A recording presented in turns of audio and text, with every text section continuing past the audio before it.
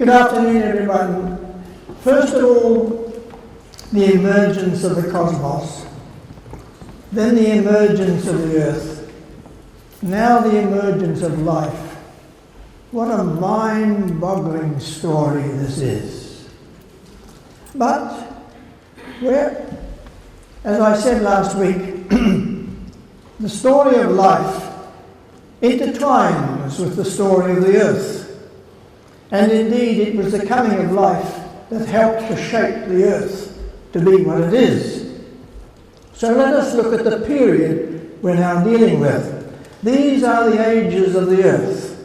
And sometime during the Archean period, and of course in the periods following, life of a microscopic kind emerged.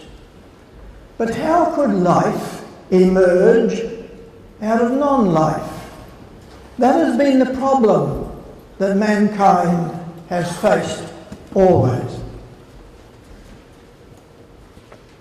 Well, the answer is very simple, said the Bible. It was by divine intervention.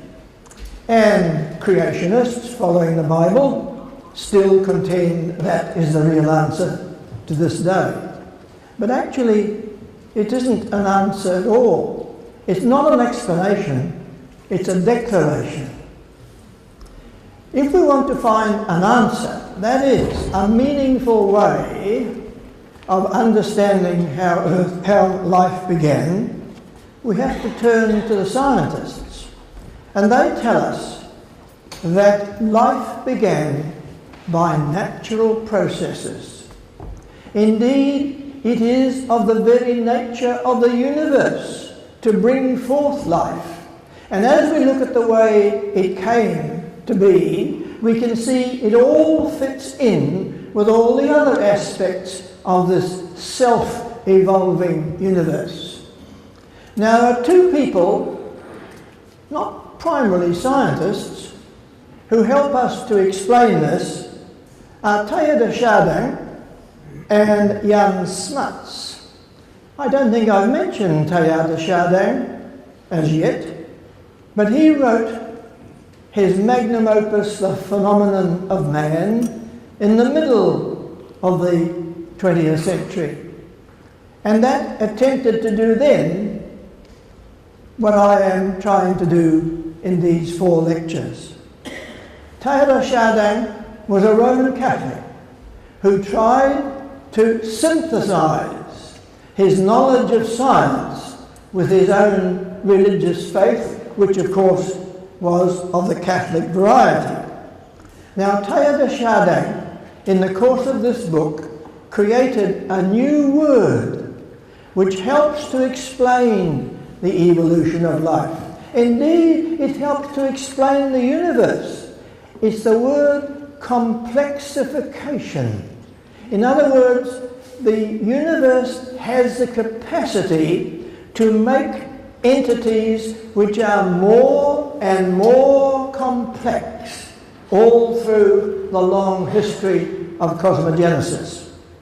Now, around about the same time as he was working on his book, Jan Smuts wrote a book in which he said much the same thing with a different word. He drew attention to the proneness of the universe to form wholes.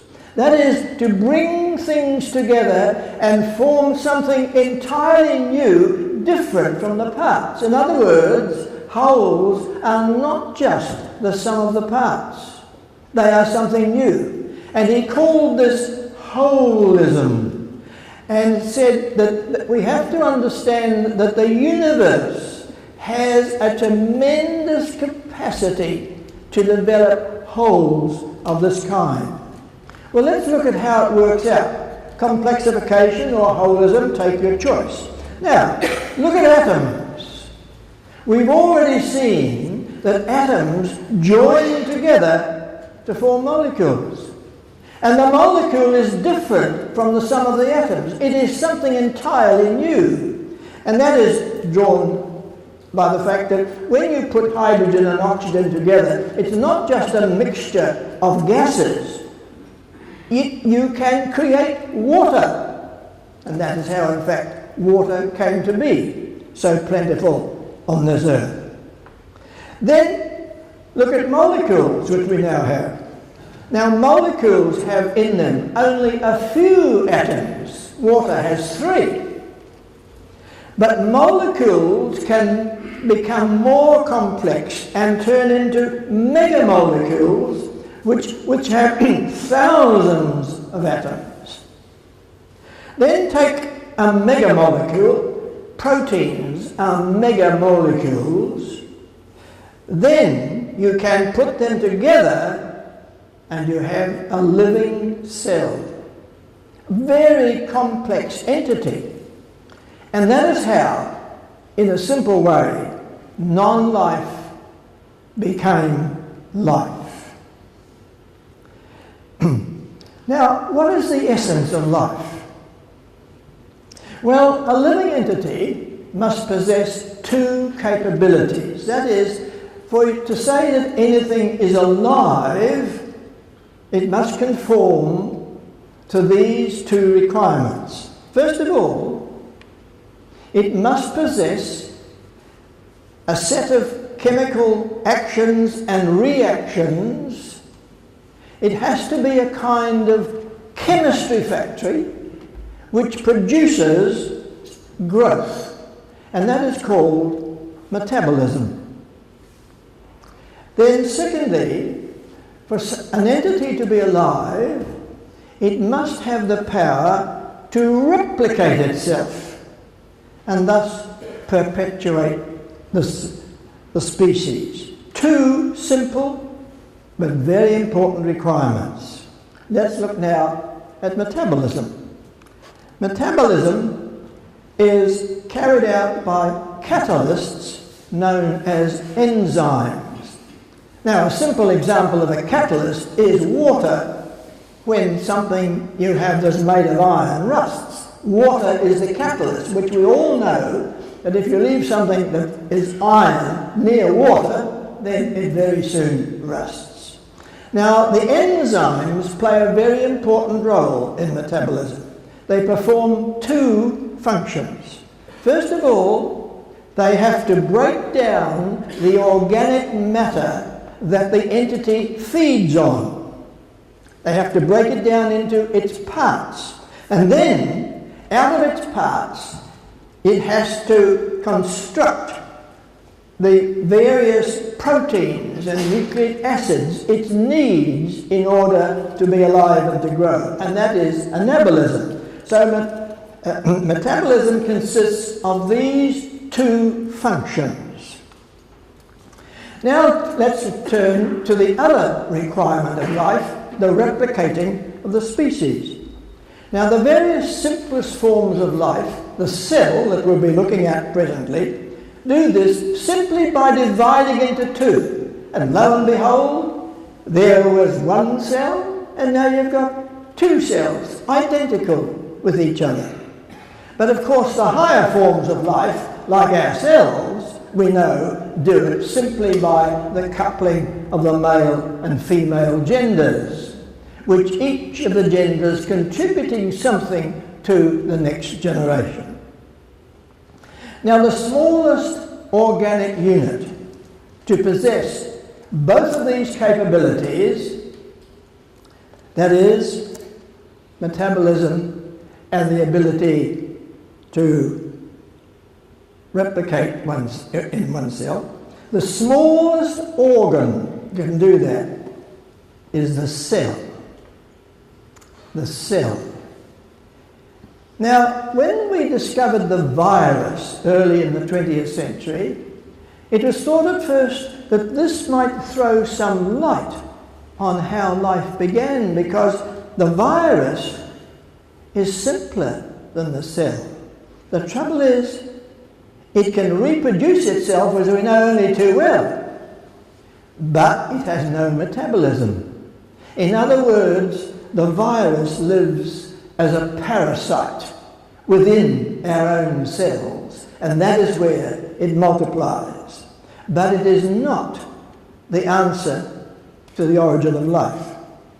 The cell is the answer to the origin of life, and has been called the building block of life.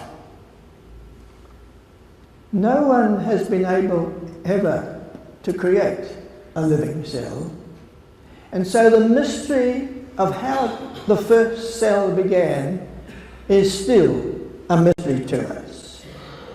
But when we have a look at the cell, we find some very strange things about it. The cell is extremely small. The human body is a community of cells.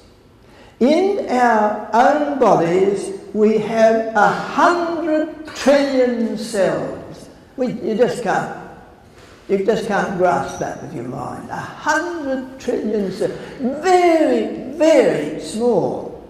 But the cell is itself a very complex entity, as we shall presently see.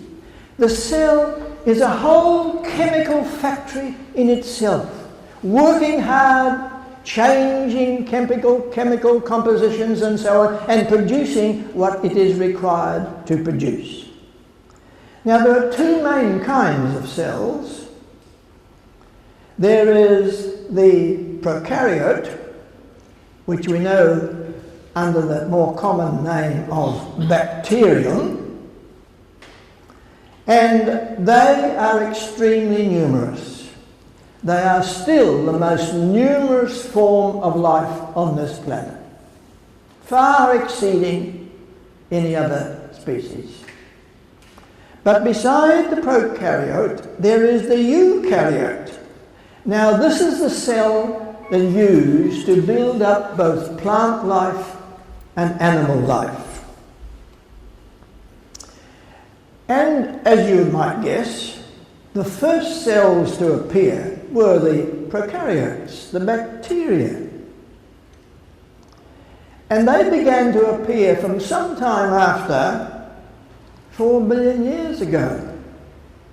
Sometime during the Archean period, cells emerged.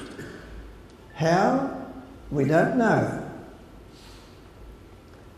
We can make a sort of a guess that for some reason, perhaps strangeness in the atmosphere or something, some forms of heat, certain molecules came together and formed a prokaryote. They are the most numerous form of life on Earth. There are 40 million in 1 gram of soil. They're all over us, and they're in us. You can't get away from bacteria. But they're very important. They play a crucial role in the whole life process. They're working hard within us all the time. And actually, it's only a few of them that are really harmful to us. And those are the microbes that bring us disease. But most of them, and there are many different varieties of course, most of them are harmless. Now, they have a large range of shapes and sizes and forms, and that's one little picture of them. And the important thing about the bacterium is it has no nucleus, as the eukaryote has, we shall presently see.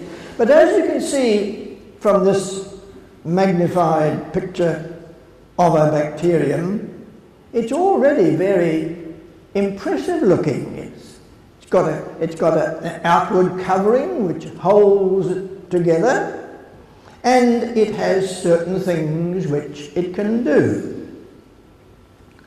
And if you look at the size, those of you who are perhaps not mathematically familiar with how this goes, let me say that as you go down from the bottom, you divide at every point by 10.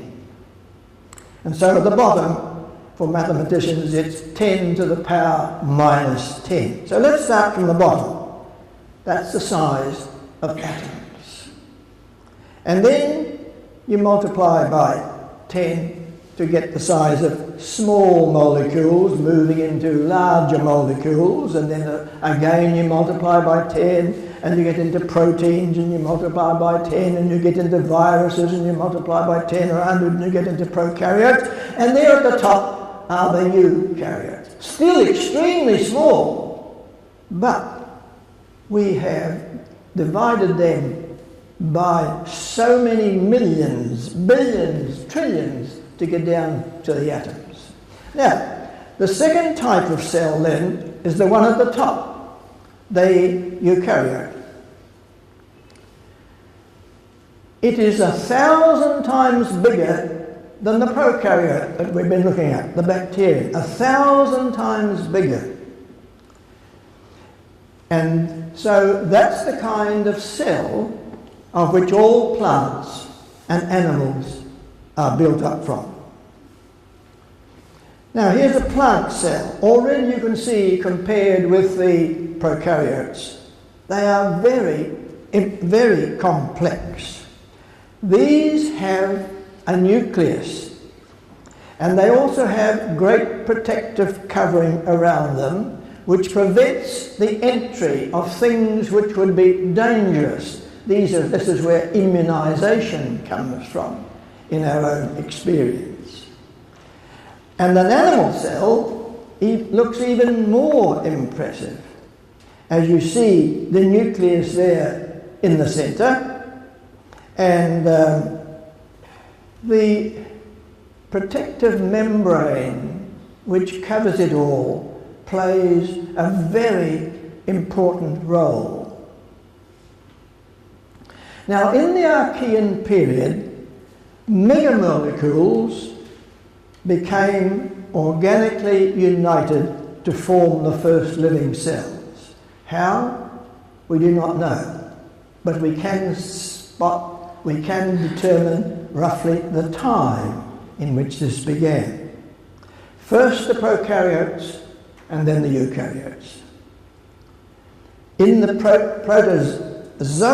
Proterozoic period, which is roughly 1 billion years later, the single cells, eukaryotes, united to form multi-celled organisms, and now we're getting nearer to life as we know it.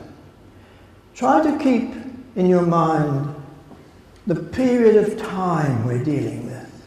What I'm describing takes place over 3 billion years. Life doesn't advance at a fast pace. Not until the last 100 years or so. Life was extremely slow.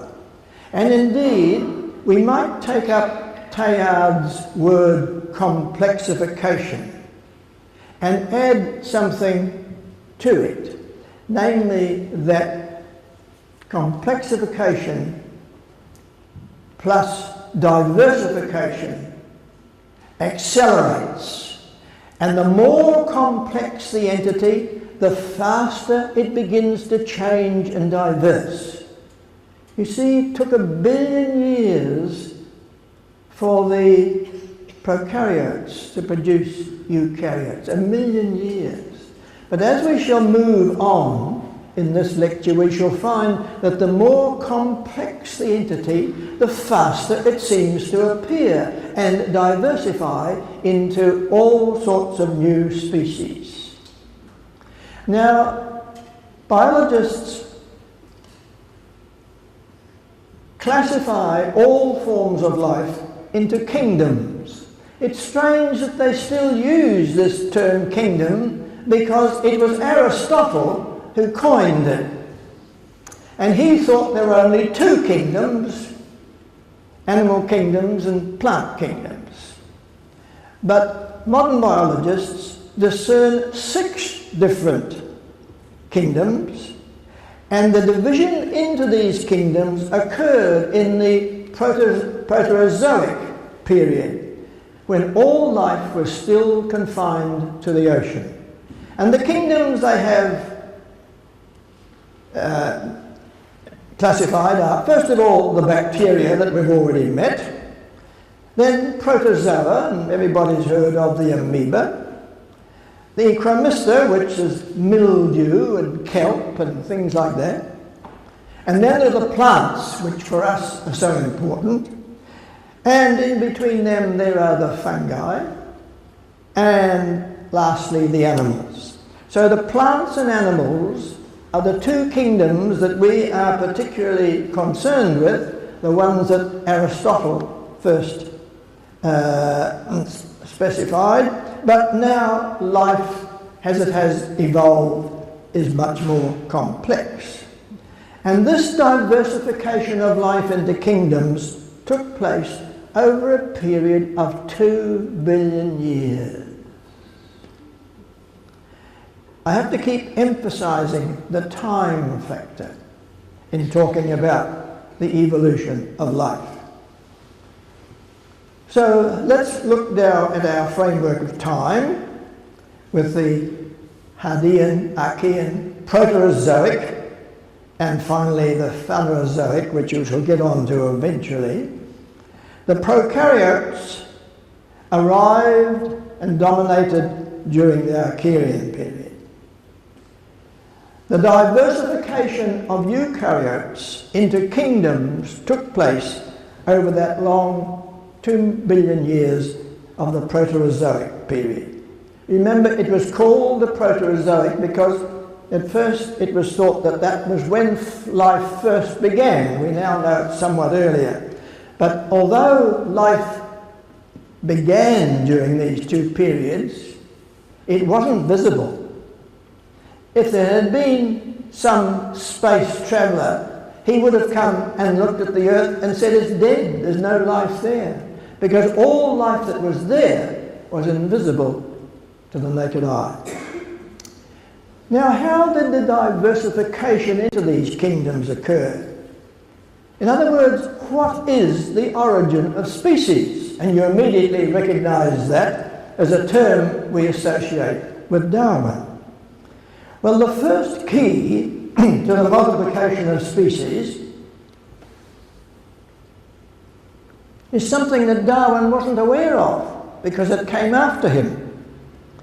And that is that when a cell divides into two, it replicates the pattern in its nucleus. The pattern which determines what life of its kind should be like. Indeed, it's a tremendous library of knowledge. We all know it as the DNA. That's a tremendously complex mega molecule. And you've all seen pictures of it. And what you see here is only a tiny segment of the real thing, which just goes on and on and on. The DNA double helix is made up of hydrogen, oxygen, nitrogen, carbon and phosphorus, atoms of these in a particular order. And segments of the helix are called genes, and they tend to work as little units within the whole thing. Now, in replicating such a complex design as a double helix, it's not surprising that mistakes take place. And those mistakes we call mutations. And mutations is the first key to the evolution of life into its species.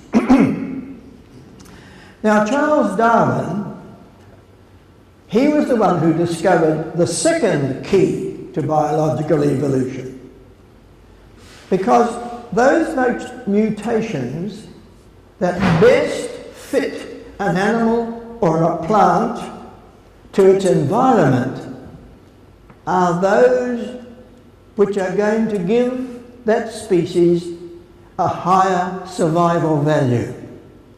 And the others will simply die off. And so gradually, generation after generation, a particular species evolves to fit its environment. And that's what's led us to say that it's the species most fitted to its environment which survives, and that is called natural selection. No one did it. Nature itself does it. Or if you like, environment. The environment helps to determine what a species will become. And on that theory, Darwin wrote his epoch-making book, The Origin of Species by Natural Selection. Now, it was by natural selection then, during the Proterozoic period, that a great division took place between the animal kingdom and the plant kingdom, right back there in that period. Further, the animal kingdom then divided into the vertebrates and the invertebrates. Now, all animal life in the sea, which it was at that time, consisted of worm-like creatures. Here you see one from which developed both the vertebrates and the invertebrates. Now, most sea creatures became invertebrates. And instead of having a skeleton like the vertebrates, they have a hard shell. That serves them as a skeleton. It's called an exoskeleton. It's outside them. It holds it together in the form of a shell.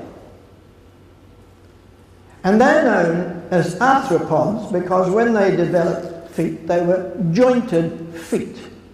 And they became extremely numerous, because the arthropods are the ancestors not only of all the crustaceans in the sea, but also of all the insects and spiders on the earth, the invertebrates.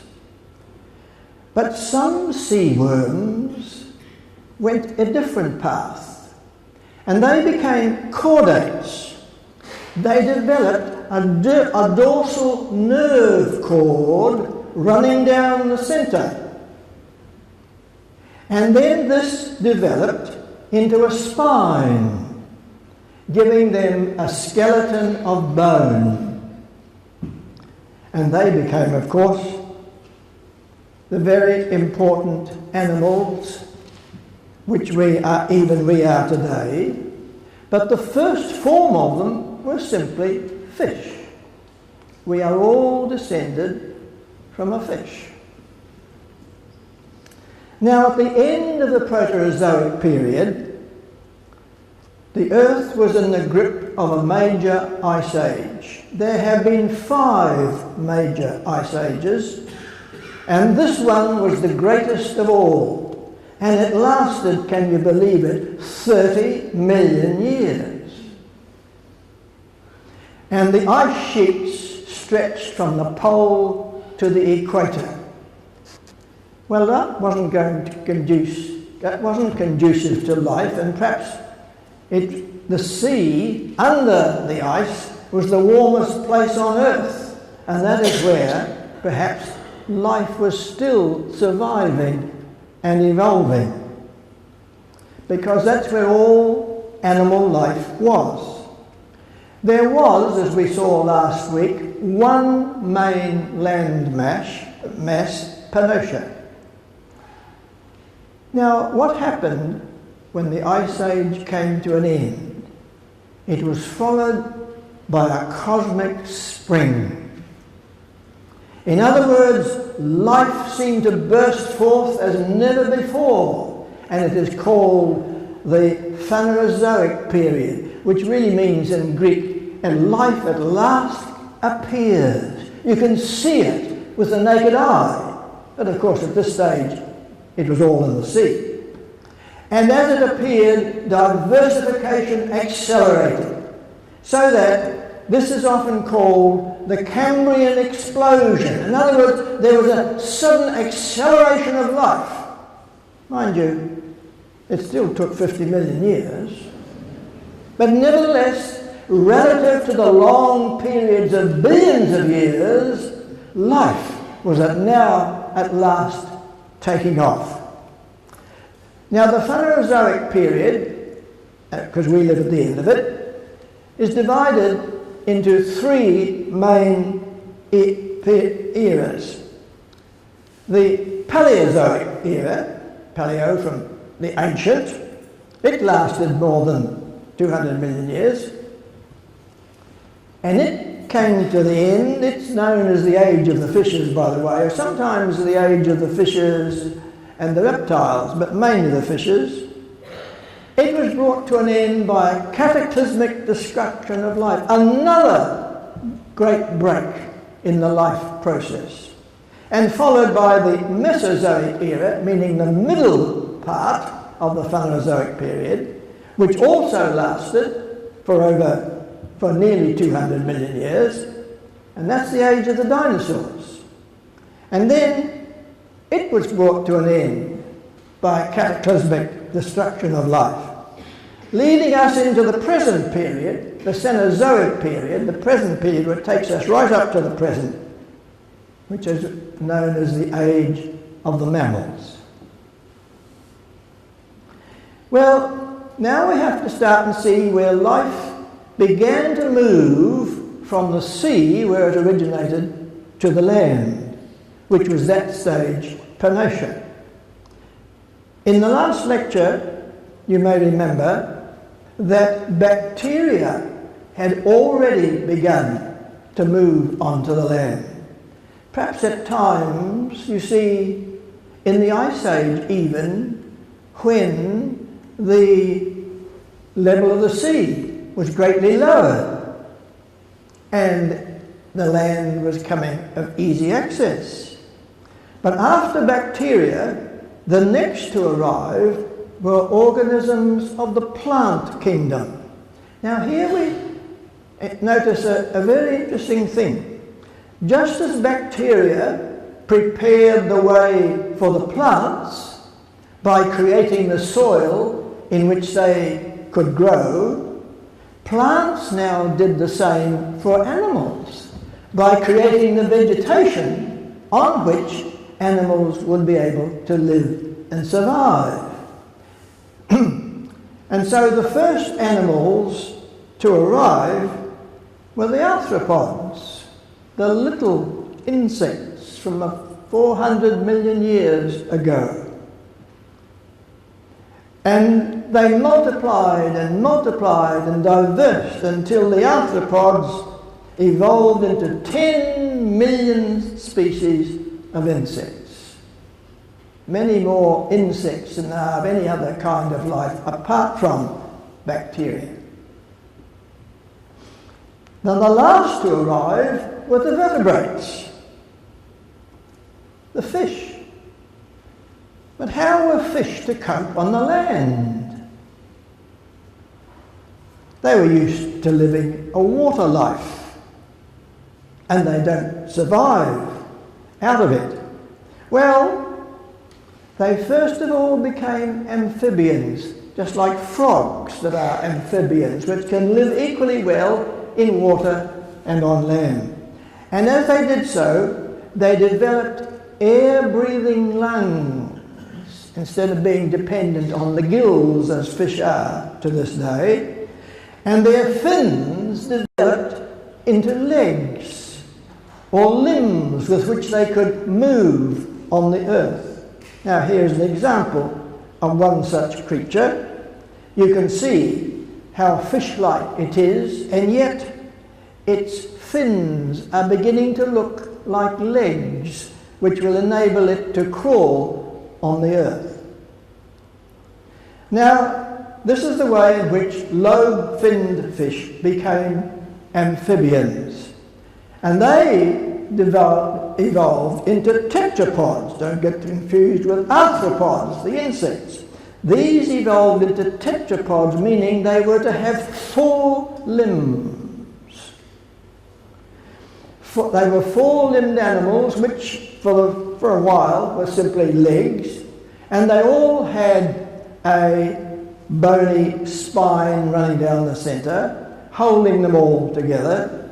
At first they were quite small, lizard-like reptiles to us, and so their fish scales now turn slowly into the scales of a reptile. And later, as you'll see, they turned into birds' feathers. Now these were the creatures who, like fish, laid eggs, and they continued to lay their eggs. Now they're on land. Here is a skeleton of one such creature.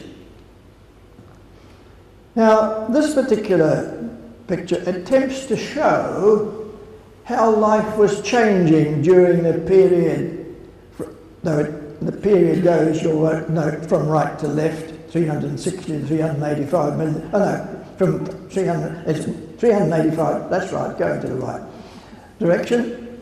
And the creature that I just showed you is this one up here. These other ones are still fish-like, but they are learning, as it were, to live on the land during this period. And here is one that is living on the land.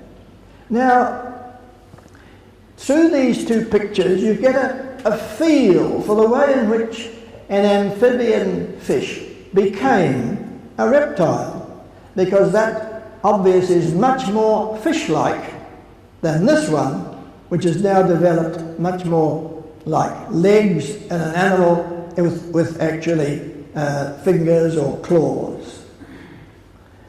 Now, tetrapods were spreading over the whole land, but they soon became divided into 2 main groups.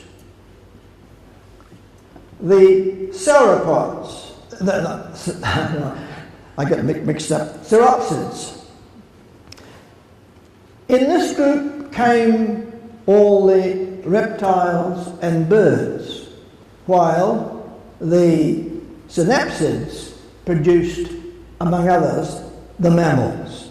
This was a very big division that took place about 300 million years ago. And then we come to the end of the period of great bursting out of life.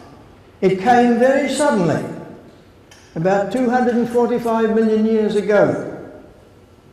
What caused it? We don't know.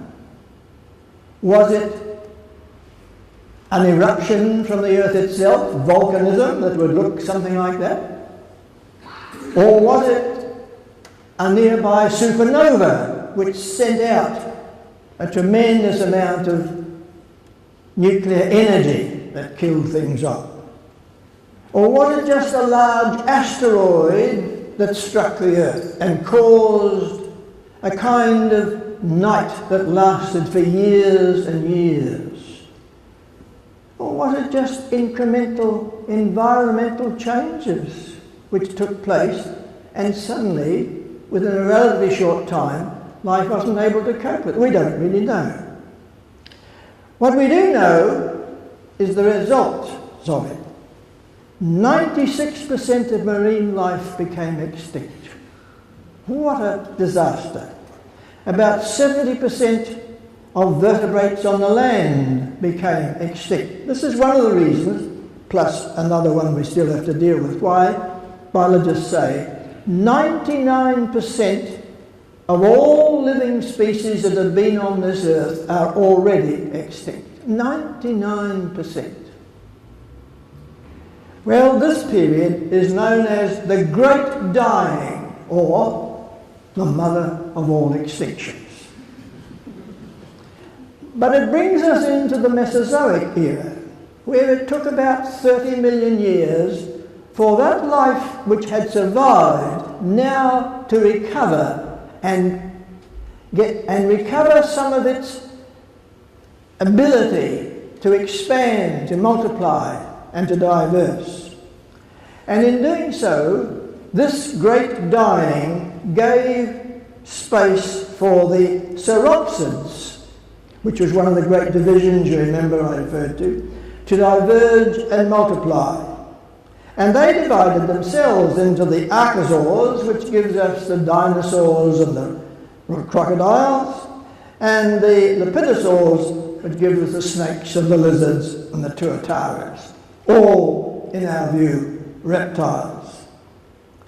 So this became, the Mesozoic era became the age of the dinosaurs, because they were the dominant form of life during this period.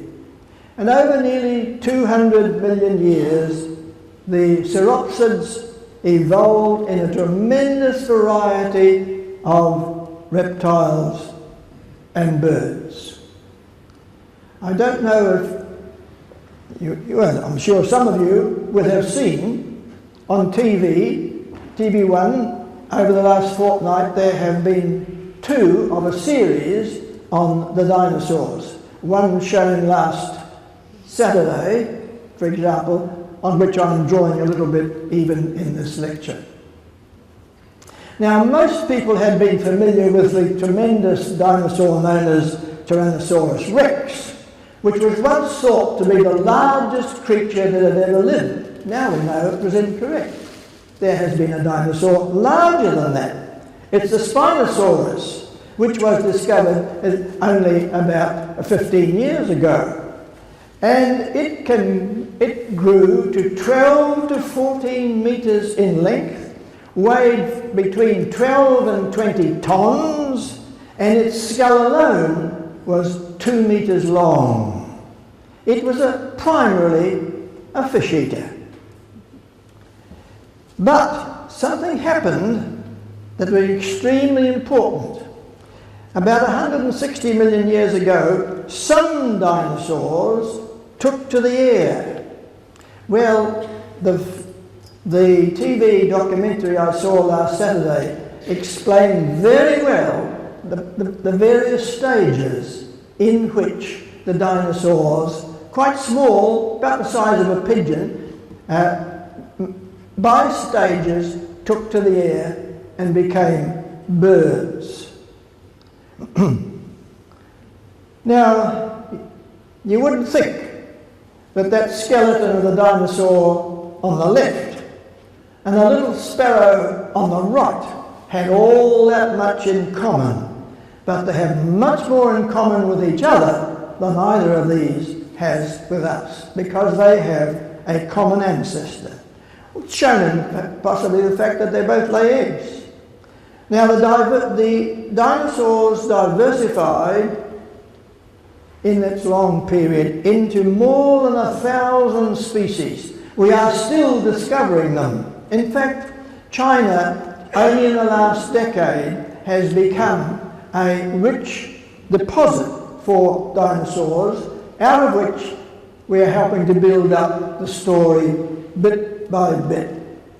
And of course, during this period, the whole of bird life too began to emerge. And then came a sudden disaster. Another disaster. 67 million years ago, an asteroid struck the Earth.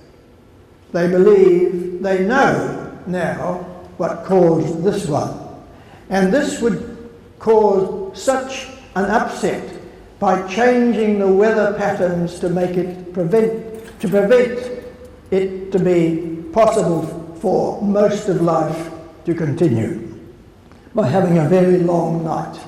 It killed 80% of the plants, 55% of animals, all larger, say, than a cat, about 50% of all the genera, and all the non-avian dinosaurs. I put in non-avian because the birds survived, or some of them, but none of the animal dinosaurs. The age of the dinosaurs had come to an end, and that led to the Cenozoic period, the present period, the period in which we live. And so to summarise, look again at the Phanerozoic period, the Paleozoic, which was the age of the fishes and the reptiles, the Mesozoic, the age of the dinosaurs, which lasted, remember, nearly 200 million years, and we humans haven't been here for much more than 100,000. Big difference. Are we going to last as long as the dinosaurs? And the Cenozoic, in which we live now, the age of the mammals. It's a tremendously exciting story. And indeed, my attempt to try and describe it to you in 40 minutes is really pitiful compared with the mind-boggling story it is. The universe is a self-evolving universe which has done amazing things.